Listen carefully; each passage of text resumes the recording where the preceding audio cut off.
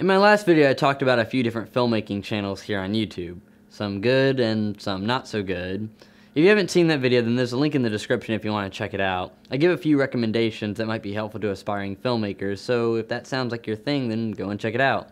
Now in that video, I mentioned a YouTuber by the name of D4Darious, a filmmaker that I've been subscribed to for quite a while now. I criticized the way that he talks about gear on his channel since I didn't think that a lot of his gear reviews were as useful to indie filmmakers as his videos about filmmaking techniques. Now I understand that a lot of people think that whenever I criticize somebody on this channel, it means that I have some kind of disdain towards them, and that I would never bother giving any sort of positive feedback on any of their work. But this really isn't true. Whether I'm talking about somebody that I really like, or someone that I don't like at all, I try to be as fair and even as possible, and at least give credit where credit is due. With that being said, even though I had certain criticisms for Darius's content, I still think that he's a great filmmaker and content creator. And as an attempt to speak on him more positively this time around, we'll be taking a look at what originally made me subscribe to his channel in the first place. Financed entirely from credit cards and student loans, Unsound is Darius Britt's first feature film. The project was originally started in 2010 and wasn't officially released to the public until 2018, taking a full 7 years to go from script to screen. Now, the filmmaking process can be quite unpredictable, especially when you're working with very little money. The less money and less resources you have, the more time you'll spend problem solving, and this can drastically increase the amount of time that it may take to finish your movie. But rarely have I ever seen a director spend this much time on their debut feature. Usually you'll see a lot of beginner filmmakers trying to make a feature as early in their career as possible, so whenever they go to make their first feature, it's done fast and cheap, which can often lead to some fairly mixed results. Usually, if not enough time is spent refining the project, the final result is more than likely not going to be anything that spectacular. Which is fine. I mean, when you're first starting out as a director, you should aim to fail fast and often. Don't spend too much time and money on projects when you first start out because you're still learning. It's more economic to save the bigger projects for when you're more experienced and have taken the time to learn from previous mistakes. With that in mind, Unsound was quite the risky project. Darius racked up a whopping $30,000 in credit card debt in just 6 months while working on the project. For a director that had never made a feature before, that's quite the commitment. But the real question is, did any of this pay off? I mean, even with over 7 years to refine the project, can a director with this little experience really make a compelling feature? The ultimate deciding factor in whether or not a film is compelling is in the story. With that said, what is Unsound even about?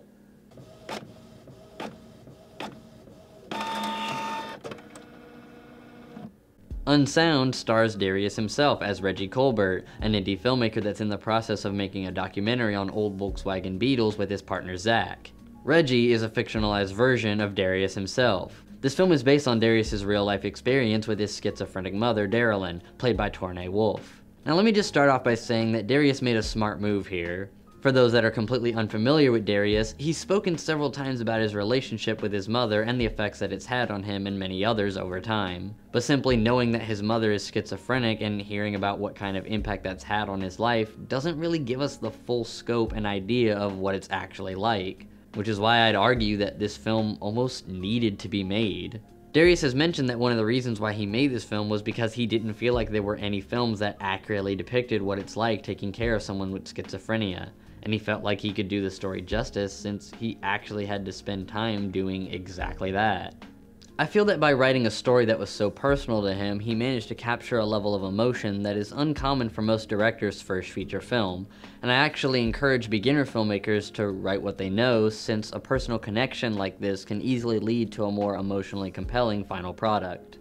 While it is tempting to do something like a high-stakes thriller or a deep psychological horror, stripping things down a bit and telling a story that is more simple but more personal can not only result in a more compelling movie, but can overall make the process of actually making the movie a lot easier. If you write about something that you're wholly familiar with, then you'll probably find yourself whacking your brain a lot less. In the case of Unsound, almost every scene is dripping with this kind of personal connection. A lot of the scenes are very slow and filled with lots of poignant silence. You really get the opportunity to bask in a lot of the emotional heaviness throughout the story. This kind of pacing is something that can easily take years to master, but when you're writing about something that's more personal, it can at least come a bit more naturally. A lot of beginner films don't quite hit their mark because of poor pacing. It can be really difficult to determine how long it'll take your audience to digest certain things. But if you write about something that you actually experienced, you can at least use your own emotions as a reference to try and gauge what your audience's reaction may be. If you write about something that's deeply emotional to you, it's easy to remember exactly how you felt in that moment and then replicate it on screen. The same can't be said for when you're writing about something that you may have never experienced before. Unless you're a really experienced writer, it can be difficult to depict certain things like a character pleading for their life, for example, unless you yourself have been in a life or death scenario. I think Darious was really smart by going for something that he almost instinctively knew how to depict. I highly doubt that this level of emotion could have been achieved if this film had been directed by someone without prior exposure to this kind of lifestyle. Some high points of the film are the scenes where Darylyn lashes out at Reggie. Tournay has quite an amazing range here, going from loud chaotic breakdowns to very subtle emotional manipulation. We're supposed to take care of one another. Isn't that what you said? That we gotta take care of one another, it's just you and me. Almost every scene that Reggie and Darylyn share could be considered a high point in my book. Their on-screen chemistry is so natural that I would easily believe that they were actually mother and son. Probably the best scene between the two of them is at the very end when Reggie confronts Darylyn with the footage of one of her episodes, and she finally realizes the trouble that she's caused him. This scene has almost no dialogue between the two, but the emotional weight is still there, full force. There's also the scene where Zach helps Reggie take care of his mom, and he utters a simple but very poignant line of dialogue. I had no idea that this is what it was like. Though it might not seem like much, when given the proper context, this line has quite the emotional impact. Now, I don't want you to think that this movie is too emotionally heavy, because while it is a very dramatic and often heartbreaking film, there's still a bit of lightheartedness. Darious is a pretty easygoing person with a very particular sense of humor, and since he did write this script himself, you do see a bit of it start to come out at times. Like when he makes a quip about being in his own movie. Isn't it a little pretentious to be in your own movie? Some low points of the film's story, I'd say, are certain scenes between Reggie and Zach. Like the scene where they get into an argument due to Reggie being too preoccupied with his mom to work on the movie. I'm not apologizing for being realistic here. You're unreliable. Do you get that? To me, this scene just falls a bit flat because, in my opinion, the friendship between Reggie and Zach isn't really interesting enough to stand alongside the plot about Reggie and his mom, so it winds up feeling more like a subplot. Like, this argument doesn't really feel like the tipping point of an ongoing struggle, it more so feels like a small kerfuffle within a much bigger conflict. There's also the scene where Reggie has this small freakout right before he's about to go to court and testify against his mother.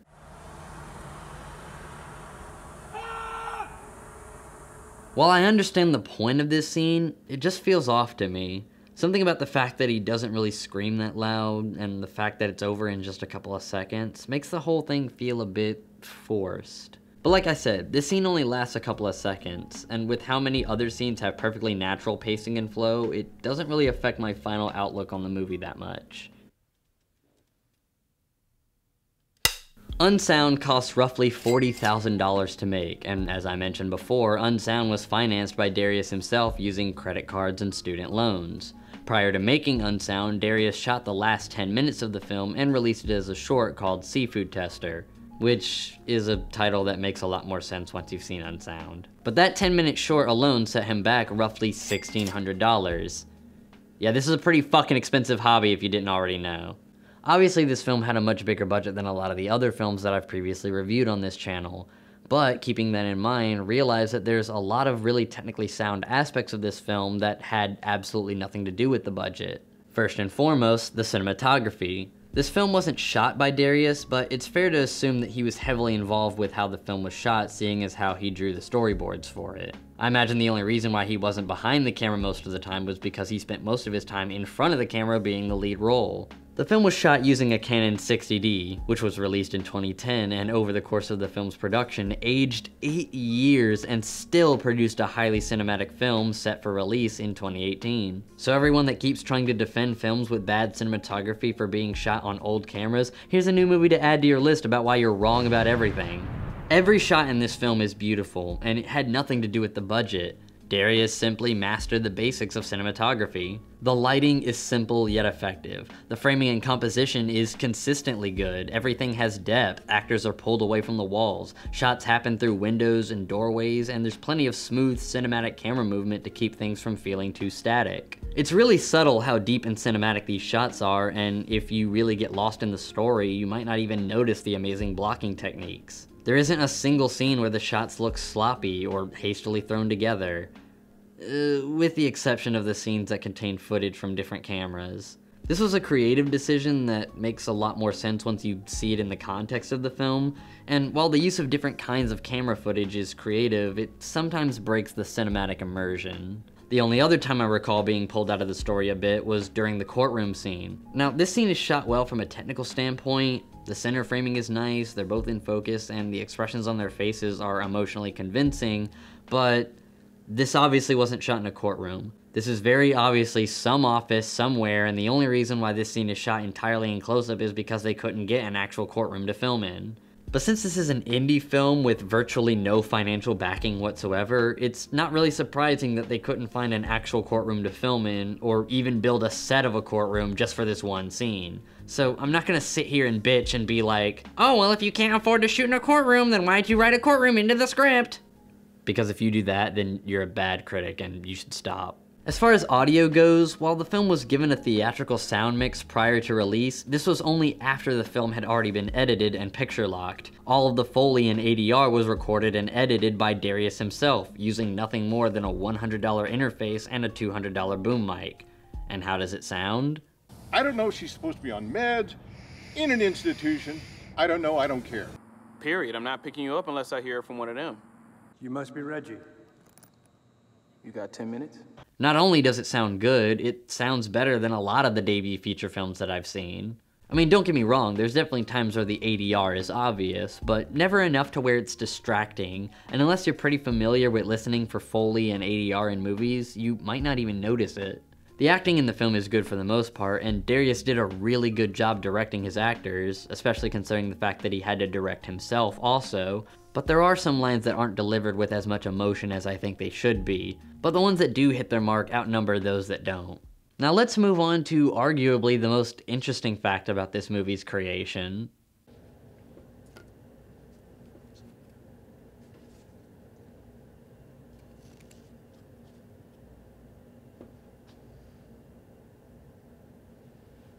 Obviously, this film is pretty well made, especially for an indie film. Now, here's something that a lot of people here on YouTube don't talk about. What do you even do once you make a movie like this? I mean, think about it like this. When Darious started this project, he didn't yet have the massive following that he does on YouTube nowadays. So when you've just spent years writing, shooting, and developing your own feature film and have no audience to market it to, where do you go from there? Well, if you're anything like Darious, you find a producer and start taking the film through the festival circuit. After spending yet another $1,000 submitting Unsound to some of the biggest film festivals like Sundance and Tribeca, only to be rejected by every single one of them, Darious started taking Unsound, along with thousands of dollars worth of promo material, through some of the smaller film festivals like Phoenix and Scottsdale International, where he would wind up winning 13 awards over the course of the film's year-and-a-half-long festival run. That's more awards than some filmmakers that I know have made with all of their films combined. But eventually, a film's festival run has to end, and then there's distribution to think about. Either your film can be bought and distributed by a distribution company and marketed to theaters, or you can get a film aggregator to help get the film onto streaming services like Netflix or Amazon Prime. Or you can self-distribute, which, like, yeah, good luck, bro. Now, this is the biggest chance that you have at your film making its money back. All of that hard work, all that time, all that effort, and needless to say, all that money spent bringing this film to life can all lead you absolutely nowhere if your film doesn't see any kind of distribution. So with that being said, what path did Darious take when distributing this movie? The answer is none. He just put it up on YouTube for free. You can click the link in the description and watch it right now if you'd like, and I highly recommend it. Now, why exactly did he upload this film for free? Well, I think it's best if I let Darious explain it himself. Unsound is obviously a very personal film. I made it for the mental health community and for people who are dealing with similar struggles. That was the audience that this film was made for. You probably think I'm done, right? I mean, all that's left to do now is give the film a final rating and then draw the video to a close, right? Well, I'm not done. Now, usually for my reviews, I'll buy a DVD or Blu-ray copy of the film and go over some of the bonus features in an effort to be more thorough. I'm always disappointed by Blu-rays that are expensive and take a long time to ship, but don't really have any bonus features that make the Blu-ray seem worth it. So when it comes to Unsound, what else do we have left to talk about as far as presentation goes? How about a bonus feature that is its own feature film and is also on YouTube for free? Making Unsound is a 1 hour and 15-minute documentary about how Darious spent 7 years making Unsound, and he takes you through every step of the process. It's actually where I got a lot of the behind-the-scenes info that I've mentioned throughout this video. Now, believe me, I could make an entirely separate review just for this documentary, but since I want people to actually check out Darius's content, I'll just link it in the description instead.